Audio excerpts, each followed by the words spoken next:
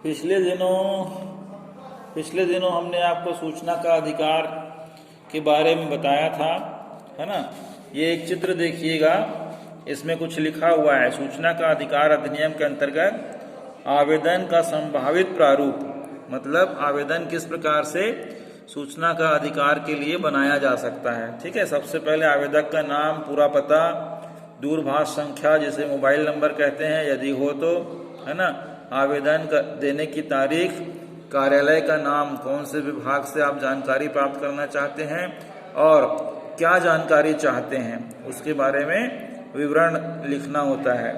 ठीक है, जैसे नकल निकलवाना है या कार्य निरीक्षण के बारे में पूछना है या रिकॉर्ड निरीक्षण के बारे में या रिकॉर्ड की प्रमाणित प्रति का एक नमूना लेने के बारे में, तो वो उसमें लिखना पड़ता है विभाग के साथ साथ। ठीक है, आवेदन के साथ जमा किया गया शुल्क 10 रुपये। ठीक है, नगद, चालान, मनी ऑर्डर या नॉन म्यूजिकल स्टाम्प के माध्यम से यहाँ फॉर्म को भरा जा सकता है। क्या आवेदक गरीबी रेखा के नीचे है? मान लो जो जानकारी चाहता है और वो गरीबी के रेखा के नीचे आता है, तो उसे बताना होगा बीपीएल सूची में उनका अनुक्रमांक। ठीक है, यदि हाँ तो गरीबी रेखा की जो सूची होती है उस सूची में उसका अनुक्रमांक क्या है वो बताना होता है। इस प्रकार से वो क्या सूचना का अधिकार के बारे में अपना अधिकार का उपयोग कर सकता है और सरकारी कार्यों की जानकारी ले सकता है। ठीक है, अब देखिए आगे क्या बोलता है। बाल संरक्षण आयोग एक आयोग होता है जिसे बाल संरक्षण के रूप में दिया गया है, चाइल्ड राइट प्रोटेक्शन कमीशन। ठीक है, इसके बारे में बता रहा है एक छोटी सी घटना के बारे में। सोमारू एक बड़े होटल में काम करता था। सोमारू नाम का एक व्यक्ति बड़े होटल में काम करता था। उस होटल का मालिक उससे अधिक काम करवाता था और रोज सोमारू को होटल से 10 बजे रात को छुट्टी मिलती थी। ठीक है, एक दिन एक शिक्षक जब उस होटल के पास से रात को गुजरा या निकला वहां से, तो उन्होंने सोमारू को होटल से निकलते हुए देखा। शिक्षक ने पूछा कि तुम इतनी रात को यहाँ क्या कर रहे हो? तो सोमारू ने बताया कि वह यहाँ पर काम करता है। फिर शिक्षक ने आगे पूछा कि वह काम क्यों करता है, स्कूल क्यों नहीं जाता? इस प्रकार से शिक्षक ने सोमारू से पूछा। फिर सोमारू ने बताया कि उसके माता पिता मजदूर हैं, रोज कमाते खाते हैं और उन्हें काम करने के बाद कम पैसे मिलते हैं। इससे उनके घर का खर्चा नहीं चलता है, इसलिए उसे भी काम करना पड़ता है। ठीक है, हमारे समाज और पूरी दुनिया में खाने कमाने के साधनों जैसे जल, जंगल, भूमि, खनिज भंडार, कारखाने आदि का बंटवारा सही रूप से नहीं है, जिसकी वजह से कुछ लोग बहुत अमीर हैं तथा कुछ लोग बहुत गरीब हो गए हैं। गरीब लोगों के पास इतना काम और पैसा नहीं होता है कि वे अपने बच्चों को आसानी से पढ़ा सकें। उनके बच्चे भी पढ़ने के दिनों में सोमारू की तरह काम पर लग जाते हैं और पढ़ाई नहीं कर पाते हैं। ठीक है, तो इस पर बाल अधिकार संरक्षण आयोग क्या काम करता है, किस प्रकार से उस पर ध्यान देता है जानकारी लेके। जैसे एक शिक्षक ने सोमारू से पूछा कि पढ़ने लिखने की उम्र में आप काम कर रहे हैं, है ना, होटल में, लेकिन स्कूल नहीं जा रहे हैं, ऐसा क्यों? तो उन्होंने बताया कि मेरे पिता मजदूर हैं, खर्चा नहीं चल पाता है, इसलिए वो होटल में भी काम करता है। ठीक है, और आगे देखिएगा, 14 वर्ष से कम आयु के बच्चों को काम करने को ही, अगर वो जो व्यक्ति काम कर रहा है वो 14 वर्ष से कम उम्र का है, तो इस प्रकार से काम करवाने या काम करने को बाल श्रम कहते हैं। ठीक है, बाल श्रम के अलावा बच्चों के जीवन से जुड़ी हुई बहुत सी आवश्यकताएं जिन्हें पूरा किए बिना बच्चों का विकास नहीं हो सकता है, इन्हीं बातों को ध्यान में रखते हुए अंतर्राष्ट्रीय स्तर पर बच्चों के अधिकारों को सुनिश्चित करने के लिए सभी देशों में बाल अधिकार आयोग की स्थापना की गई है। विभिन्न देशों के बीच बाल अधिकारों के बारे में होने वाले समझौतों में यह कहा गया है कि युद्ध जैसी संकट वाली स्थितियों में भी बाल अधिकारों की रक्षा की जानी चाहिए। ठीक है, अगर कुछ देशों के बीच युद्ध की भी स्थिति आ जाए फिर भी बालकों के अधिकारों की रक्षा की जानी चाहिए। भारत में भी राष्ट्रीय तथा राज्य स्तर पर बाल अधिकार आयोग बनाए गए हैं। यह बाल अधिकार आयोग का कार्य बच्चों के अधिकारों का उल्लंघन को रोकना है। ठीक है, यह उल्लंघन चाहे सामाजिक संस्था द्वारा किया जा रहा हो या सरकार स्वयं कर रही हो।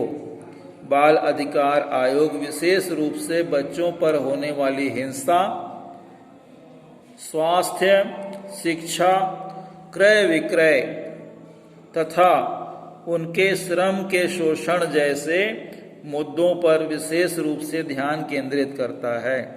बाल अधिकार आयोग समय समय पर अधिकारों की स्थिति के विषय में प्रतिवेदन जारी करता है और सभी संस्थाओं को आवश्यक दिशा निर्देश देता है ताकि बच्चों के अधिकार सुरक्षित रहें, उन्हें किसी प्रकार की कोई तकलीफ न हो। इस प्रकार से बाल संरक्षण अधिकार आयोग कार्य करता है।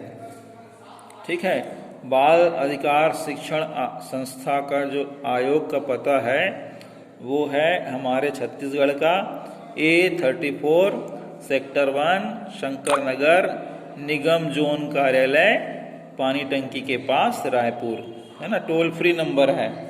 अगर इस प्रकार से आपको लगता है कि और कुछ जानकारी देनी हो या लेनी हो, है ना, तो ये टोल फ्री नंबर पे आप फोन करके जानकारी ले सकते हैं, बता सकते हैं कि आपके राज्य में, आपके नगर में 14 वर्ष से कम उम्र के बच्चों से ज़बरदस्ती काम करवाया जाता है। उनके पढ़ाई लिखाई के समय का जो वक्त होता है विद्यार्थी जीवन में बीतना चाहिए, लेकिन वो इधर उधर जाके काम करते हैं, है ना। इस प्रकार की शिकायत आप बता सकते हैं, जानकारी ले सकते हैं। ठीक है, अब देखिए अधिकारों के बदलते संदर्भ में लोकतंत्र का अधिकारों के साथ संबंध। अधिकार जो है थोड़े बहुत बदलते रहते हैं, उसके संदर्भ में लोकतंत्र का जो अधिकार है उसके साथ क्या संबंध है। ठीक है, हमने अधिकारों की चर्चा करते हुए शुरुआत में कहा कि अधिकार मनुष्य के जीवन की आवश्यकताओं की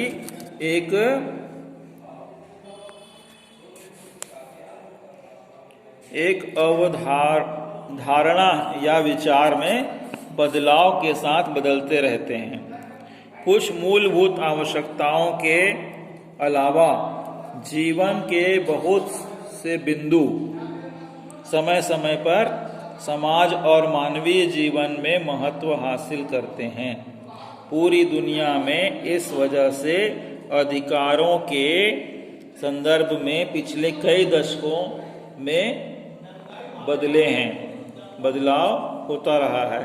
उदाहरण के लिए यूरोप के कई देशों ने खेलों के अधिकार को बच्चों को मूल अधिकार के रूप में स्वीकार किया है।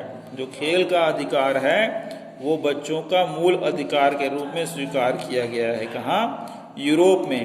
इसी तरह बहुत से देशों ने विशेष आवश्यकताओं वाले लोगों के लिए कुछ खास अधिकार की व्यवस्था की है। भारत में विशेष आवश्यकताओं वाले लोगों के लिए पीडब्ल्यूडी अधिकार अधिनियम 1995 पारित किया गया है।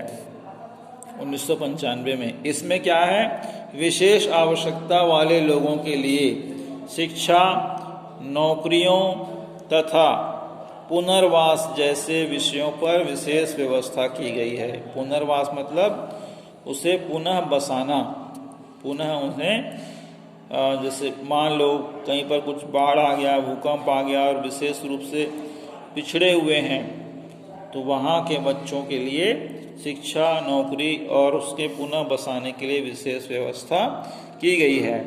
इसी तरह आज से 50 वर्ष पूर्व शायद यह कल्पना करना संभव नहीं था कि बच्चों के लिए विशेष अधिकारों की आवश्यकता पड़ेगी। पूरी दुनिया तथा भारत में लगातार बढ़ते हुए बाल श्रम की वजह से 1986 में भारत में बाल श्रम निषेध अधिनियम बनाया गया, अर्थात बच्चों से कार्य कराना मना है वाला कानून बनाया गया। इसका मुख्य उद्देश्य था 14 वर्ष से कम उम्र के बच्चों को खतरनाक माने जाने वाले कामों में लगाए जाने से रोकना। ठीक है, खतरनाक काम जैसे मान लो वह काम करते करते उनकी जान जाने का डर या चोट लगने का डर है ना, इस प्रकार से वहाँ पर उनको उस प्रकार के काम से बच्चों से न लिए जाएं। जन सूचना का अधिकार अधिनियम 2005 को भी अधिकारों के बदलते संदर्भ में और अधिकारों के बदलते दायरों के रूप में देखा जा सकता है। आज से 30-40 वर्ष पहले शायद किसी ने कल्पना नहीं की होगी और नहीं सोचा होगा कि जन सूचना अधिकार जैसा कोई अधिकार इस देश में नागरिकों को प्राप्त होगा। इस अधिकार की आवश्यकता इसलिए महसूस की गई क्योंकि बहुत से लोगों ने पाया कि विभिन्न सरकारी योजनाओं तथा उनसे प्राप्त होने वाले लाभों की जानकारी उन्हें ठीक ढंग से नहीं मिल पाती, जिसके कारण वे इन योजनाओं का लाभ नहीं उठा पाते। चाहे राजस्थान के लोग हों कि न्यूनतम मजदूरी की सही दर का मामला हो या किसी ग्राम पंचायत को सरकारी योजनाओं से प्राप्त होने वाली राशि के मामले में जानकारी न हो, ऐसे कई मामलों में लोगों को जानकारी का अभाव में कई लाभ से वंचित हो जाते हैं। अतः धीरे धीरे यह मांग जोर पकड़ने लगी कि देश के लोगों को सूचना का अधिकार प्राप्त होना चाहिए। यह कैसे प्राप्त हुआ, इसे हम कक्षा 10वीं में पढ़ेंगे। ठीक है। पिछले कई वर्षों में भारत के सर्वोच्च न्यायालय तथा कई प्रदेशों में उच्च न्यायालयों में अलग अलग मुकदमे कई विषयों की व्याख्या मौलिक अधिकार से जोड़कर की। न्यायालय में ऐसे निर्णय दिए जिनसे कई विषयों को संविधान में दिए गए मौलिक अधिकार के साथ जोड़कर देखा गया है। न्यायालयों ने माना कि पीने का स्वच्छ पानी, प्रदूषण रहित वातावरण, भोजन की आवश्यकता की पूर्ति व शिक्षा जैसे विषयों को जीवन जीने की स्वतंत्रता के साथ जोड़कर देखा जाना चाहिए। उदाहरण के लिए भारत के सर्वोच्च न्यायालय ने सन 1992 में मोहनी जैन और कर्नाटक के सरकार के बीच चल रहे मुकदमे में निर्णय देते हुए कहा कि शिक्षा प्राप्ति के विषय को जीवन जीने के स्वतंत्रता के मूल अधिकार के हिस्से के रूप में देखा जाना चाहिए। ठीक है,